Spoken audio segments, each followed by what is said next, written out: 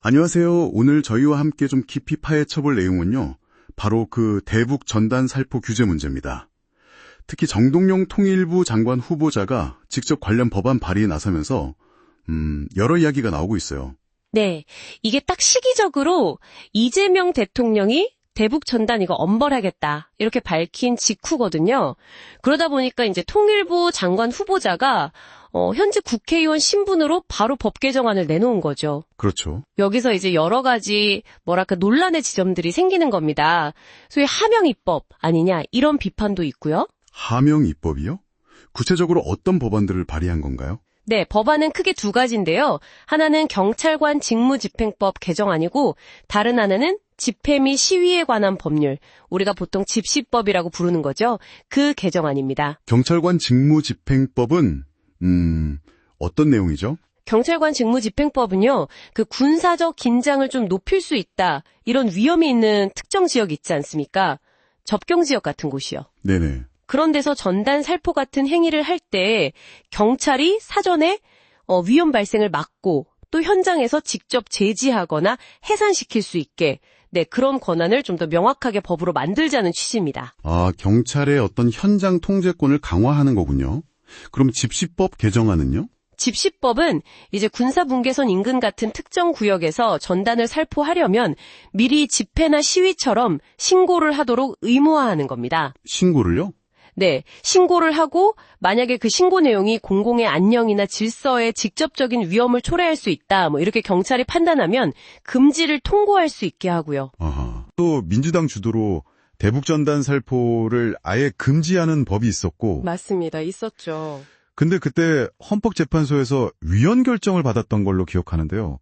이번 개정안은 좀 다른가요? 그 결정하고는 괜찮은 건지? 네, 아주 정확하게 보셨어요. 그 과거 대북전단 금지법은 표현의 자유를 너무 과도하게 제한한다. 이게 이유였거든요. 그래서 위헌 결정이 났었죠. 네. 이번 개정안들은 보면 처벌 주체를 정부가 아니라 경찰로 하고 또 직접 금지가 아니라 집회 신고 의무를 부과하고 위험할 때만 금지하는 식으로 좀 바꾸긴 했어요. 아, 약간 방식을 바꾼 거구나. 그렇죠. 근데 결과적으로는 경찰력을 동원해서 전단 살포를 막을 수 있게 하는 거니까 이게 또다시 위헌 논란에서 자유로울 수 있을지는 좀 지켜봐야 할 것 같습니다. 그렇군요. 반대하는 쪽에서는 주로 어떤 점들을 문제 삼고 있나요? 반대 의견은 크게 두 가지로 볼 수 있을 것 같아요. 첫 번째는 역시 이게 북한 눈치 보기 아니냐는 거죠. 예전에 김여정 한마디에 전단 금지법 만들었던 것처럼 이번에도 북한 반발을 너무 의식하는 거 아니냐. 저자세 외교다 이런 비판이군요. 네. 북한 주민들한테 외부 정보 알리는 것 자체를 문제 삼는 거냐. 이런 비판인 거죠. 그리고 두 번째는 아까 잠깐 말씀드렸던 그 하명 입법 논란입니다. 네, 행정부 장관 후보자가 입법에 나서는? 그렇죠. 행정부를 견제해야 할 국회의원이 그것도 장관 후보자 신분으로 대통령 지시에 맞춰서 법을 만드는 게 이게 맞냐는 거죠. 한 야당 중진 의원은 이걸 코미디 같은 현실이라고까지 강하게 비판하기도 했고요. 그래서 일방적으로 막지만 말고 정해진 구역에서만 보내게 한다든지 좀 조화로운 해법을 찾아야 한다는 목소리도 나오고 있습니다. 결국 그 접경 지역 주민들의 안전 문제, 또 남북관계 관리라는 어떤 현실적인 필요성하고 네. 표현의 자유, 또 북한 주민의 알 권리 같은 어떤 가치의 문제가 계속 부딪히는 지점이네요.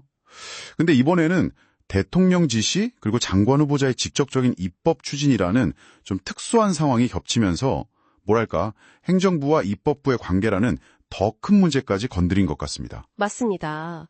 그래서 이 법안이 앞으로 어떻게 처리될지 또 그 결과가 단순히 대북 정책을 넘어서서 우리 정치 시스템, 권력 분리 원칙이나 민주적 절차에 어떤 영향을 줄지 좀 주의 깊게 봐야 할 것 같아요. 오늘 이야기를 좀 정리하면서 청취자 여러분께도 한번 질문을 던져보고 싶습니다.